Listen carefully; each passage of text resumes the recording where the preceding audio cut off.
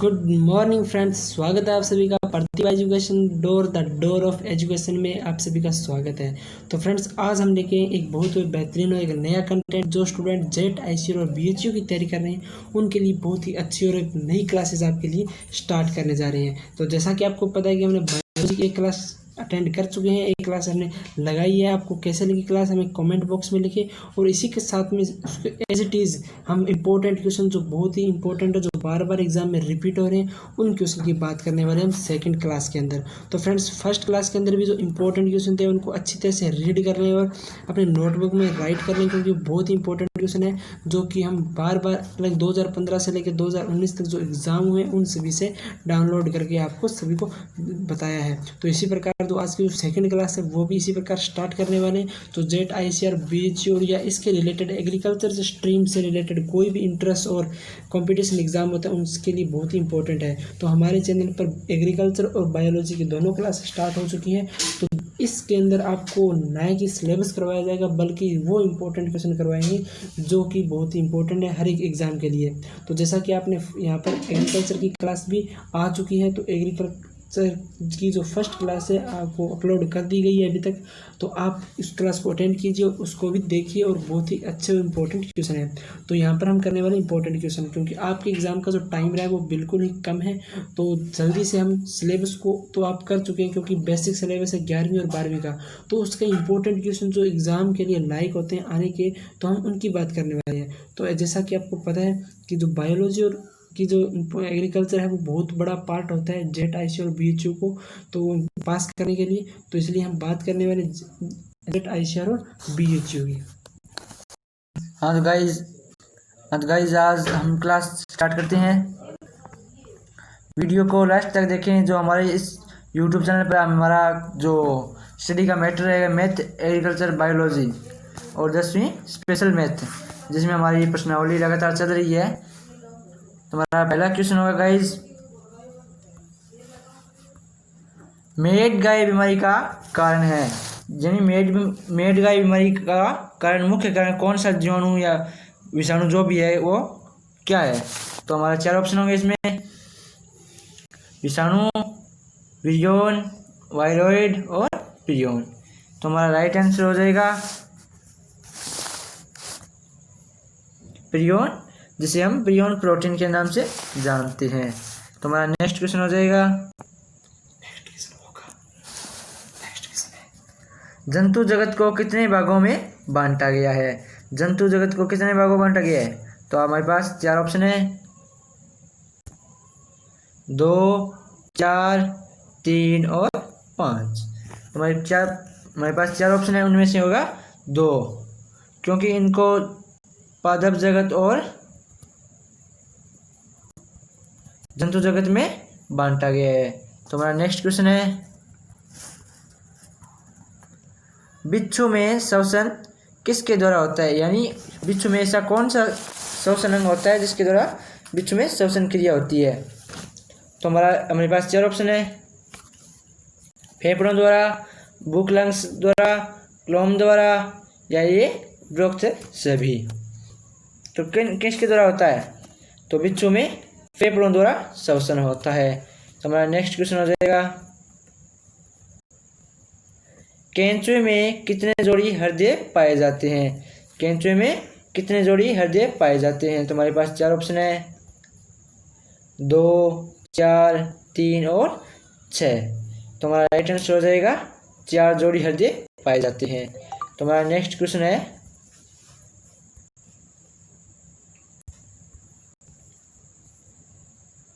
पक्षियों में श्वसन अंग होता है, यानी जो समस्त पक्षी प्रजाति है उसमें श्वसन अंग कौन सा होता है जिसके द्वारा श्वसन क्रिया होती है। तो हमारे पास 4 ऑप्शन है, फेफड़ों द्वारा, बुक लंग्स, क्लोम और उपरोक्त सभी। तो पक्षियों में भी और जो हमारे पीछे एक प्रश्न गया था भी बिच्छू, उस सभी में फेफड़ों द्वारा ही श्वसन होता है। तो हमारा नेक्स्ट क्वेश्चन है, सबसे बड़ा जीवित पक्षी है जो फिलहाल जीवित है, यानी सबसे बड़ा जीवित पक्षी फिलहाल जीवित है। तो हमारे पास 4 ऑप्शन है, बाज, शुतुरमुर्ग, उकाब और या ये सभी, उपरोक्त सभी। तो इसका राइट आंसर हो जाएगा बी नंबर, शुतुरमुर्ग सबसे बड़ा जीवित पक्षी है। तो हमारा नेक्स्ट क्वेश्चन है 7 नंबर क्वेश्चन है, स्तनधारियों में रक्त का तापमान सबसे अधिक किस में होता है? यानी स्तनधारी वर्ग में रक्त का तापमान 39 डिग्री सेंटीग्रेड तापमान सबसे अधिक किस में होता है? हमारे पास 4 ऑप्शन है, ऊंट, मनुष्य, बकरी और घोड़ा। तो सबसे ज़्यादा तापमान किस में अधिक होता है रक्त का? तो बकरी में सबसे अधिक रक्त का तापमान होता है, वो 39 डिग्री सेल्सियस। तो हमारा नेक्स्ट क्वेश्चन हो जाएगा 8 नंबर क्वेश्चन है, कौन से कोशिकांग में एटीपी का निर्माण होता है? कौन से कोशिकांग में एटीपी की यानी ऊर्जा का निर्माण होता है? तो हमारे पास 4 ऑप्शन है, माइटोकॉन्ड्रिया, अंतःपर्दव जालिका, लाइसोसोम और केंद्रक। तो इसका राइट आंसर हो जाएगा माइटोकॉन्ड्रिया में ऊर्जा, यानी उसे हम पावर हाउस भी कहते हैं, जिसमें एटीपी का निर्माण यानी ऊर्जा का निर्माण होता है। तो हमारा नेक्स्ट क्वेश्चन है, आत्महत्या की थैली किसे कहते हैं? आत्महत्या की थैली किसे कहते हैं? तो हमारे पास 4 ऑप्शन है, माइटोकॉन्ड्रिया, अंतःपर्दव जालिका, लाइसोसोम या गोल्जी काई। तो इसका राइट आंसर हो जाएगा लाइसोसोम को आत्महत्या या आत्मघाती की थैली भी कहते हैं। तो हमारा नेक्स्ट क्वेश्चन है, सभी आनुवंशिक क्रियाओं का संचालन कौन सा न्यूक्लिक अम्ल करता है? या जो हमारे केंद्रक में 2 प्रकार के अम्ल होते हैं, आरएनए और डीएनए, राइबोन्यूक्लिक अम्ल और डीएनए डाई न्यूक्लिक अम्ल। तो इन दोनों अम्लों में से कौन सा अम्ल है जो सभी आनुवंशिक क्रियाओं का संचालन करता है? तो हमारे पास 4 ऑप्शन होंगे,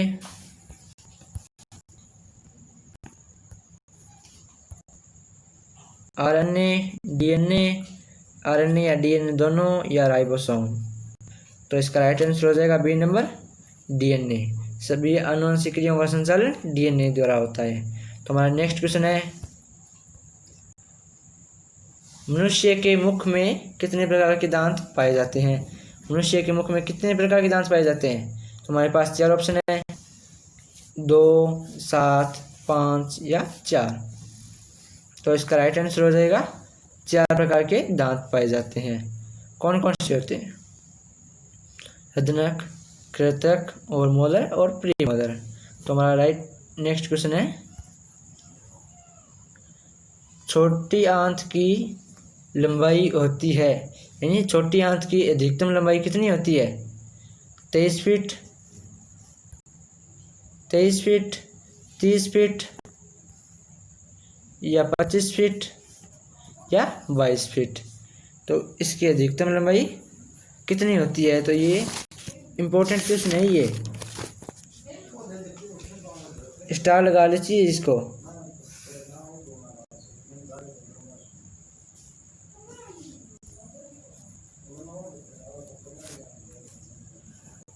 क्योंकि छोटी आंत की अधिकतम लंबाई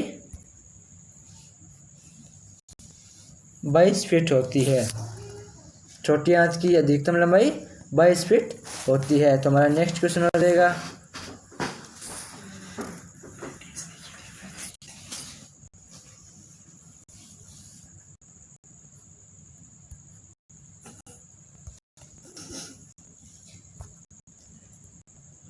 ग्लूकोज के एक अणु के ऑक्सीकरण से, ग्लूकोज के एक अणु के ऑक्सीकरण से कितने एटीपी प्राप्त होते हैं? तो ग्लूकोज के एक अणु से सिर्फ 36 एटीपी प्राप्त होते हैं, परंतु 2 क्रेब्स चक्र के कारण हमें टोटल 38 एटीपी प्राप्त होते हैं। तो एक ग्लूकोज के एक अणु के पूर्ण ऑक्सीकरण से हमें 38 एटीपी प्राप्त होते हैं, जिसमें 36 प्रकाशिक अभिक्रिया से और 2 अप्रकाशिक, लाइटिंग और अनलाइटिंग। तो हमारा नेक्स्ट क्वेश्चन होगा,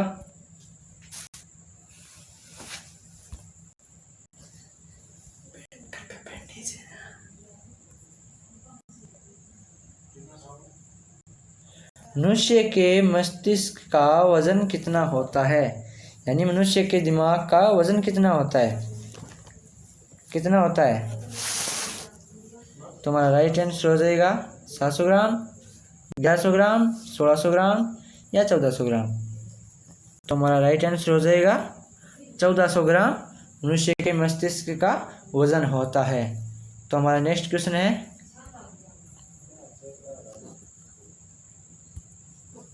एक मिनट में हृदय कितने लीटर रक्त प्रवाहित करता है? यानी हमारा जो मनुष्य का हृदय होता है वो एक मिनट में कितने लीटर रक्त को संपूर्ण शरीर में प्रवाह करता है? तो इसका राइट आंसर हो जाएगा 8 से 9 लीटर, 7 से 8 लीटर, 5 से 6 लीटर या 4 से 5 लीटर। तो हमारे हृदय की एक मिनट में रक्त प्रवाहित करने की क्षमता 5 से 6 लीटर होती है। 5 से 6 लीटर ही एक मिनट में हृदय रक्त प्रवाहित करता है, जो हमारे शरीर में धमनियों द्वारा। तो हमारा नेक्स्ट क्वेश्चन होगा,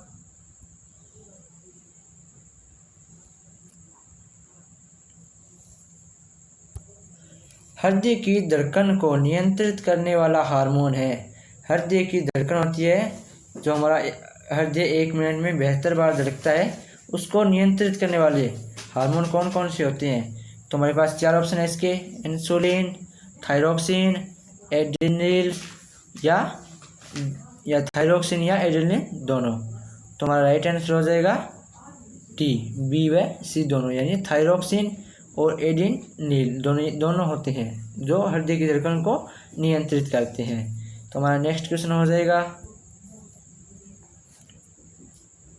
रक्त की प्रकृति होती है, यानी रक्त कौन सी प्रकृति का होता है? अम्लीय होता है या क्षारीय होता है या उदासीन होता है? यह हमारा 10 नंबर होगा, इनमें से कोई नहीं, यानी इनमें से कौन सी भी प्रकृति का नहीं होता है। तो हमारा राइट आंसर हो जाएगा यहाँ पर क्षारीय प्रकृति का रक्त होता है, यानी स्वाद में थोड़ा कड़वा होता है। तो हमारा नेक्स्ट क्वेश्चन हो जाएगा, एक स्वस्थ मनुष्य में कितना रक्त होता है? यानी एक स्वस्थ मनुष्य जिसका टेम्परेचर 37 डिग्री सेल्सियस होता है, तो उसमें एक स्वस्थ मनुष्य में कितना रक्त होता है? यानी एक 37 डिग्री सेल्सियस तापमान, यानी स्वस्थ मनुष्य होता है वो पूर्ण रूप से, उसमें रक्त की क्षमता होती है वह कितनी होती है? या मैं कहूँ तो उसमें स्वस्थ मनुष्य में रक्त कितना होता है? तो एक स्वस्थ मनुष्य में रक्त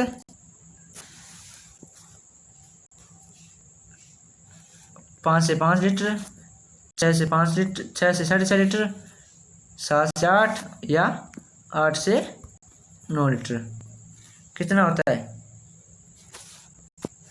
हमारा राइट आंसर हो जाएगा 5 से 5.5 लीटर रक्त एक स्वस्थ मनुष्य में होता है। यानी एक स्वस्थ मनुष्य में 5 से 5.5 लीटर रक्त होता है। तो हमारा नेक्स्ट क्वेश्चन हो जाएगा,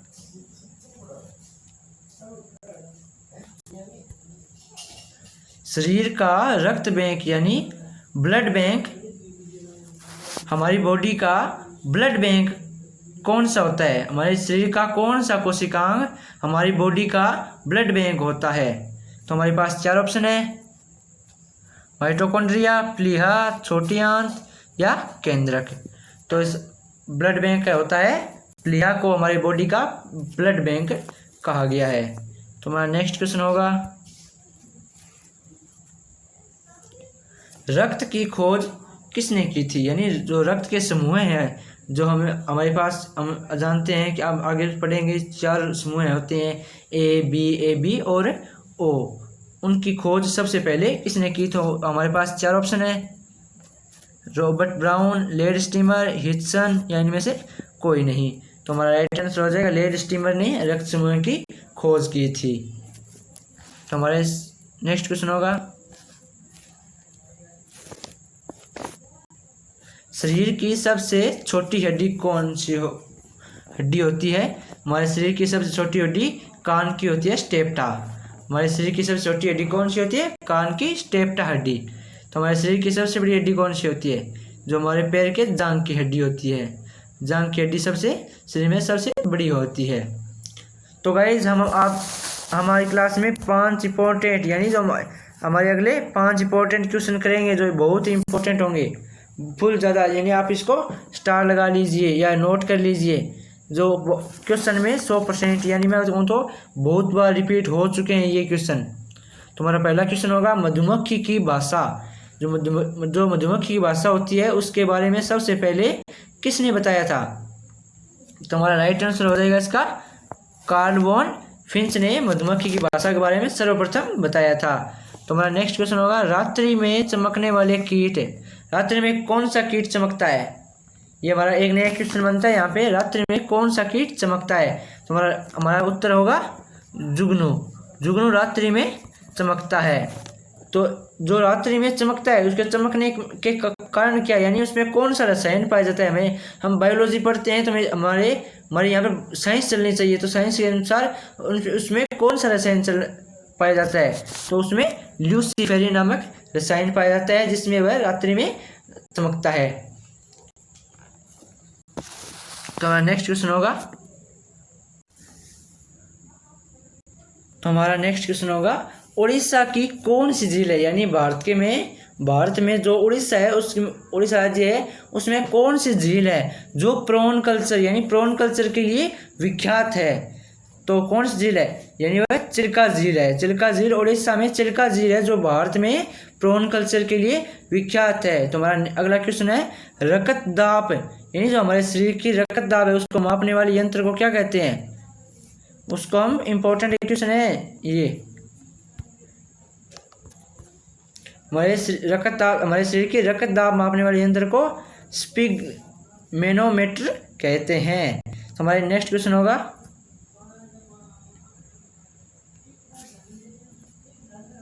मनुष्य में खून की शुद्धिकरण, यानी मनुष्य में खून लगातार सिराओं से आता रहता है, धमनियों में वापस जला रहता है, हृदय पंप करता है, ये सब क्रिया मनुष्य में खून की शुद्धिकरण क्रिया। जैसे हमारे शुद्धिकरण में CO2 शरीर में से निकली, ऑक्सीजन वापस अंदर ऑक्सीकृत होकर चली गई, खून में सिरों से आया, धमनियों से चला गया, आलिंद्य नील्य, ये शुद्धिकरण की क्रिया क्या कहलाती है? ये शुद्धिकरण की क्रिया मनुष्य में डायलिसिस कहलाती है। मनुष्य में खून की शुद्धिकरण की क्रिया को डायलिसिस कहते हैं। हमने ये रक्त के अध्ययन किया, रक्त के अध्ययन को हीमेटोलॉजी कहते हैं। हमने पीछे भी बात की थी, रक्त के 4 समूह होते हैं। रक्त समूह A B और AB O होते हैं, 4 समूह होते हैं। हाँ तो गाइस क्लास हमारी कैसी लगी? अगर आपको कोई भी डाउट हो कमेंट जरूर करें और क्लास को ज़्यादा से ज़्यादा शेयर करें। अगर आप चैनल पर हमारे नए हैं तो चैनल को लाइक और सब्सक्राइब जरूर करें। जय हिंद, जय भारत। मिलेंगे अगली नेक्स्ट क्लास में।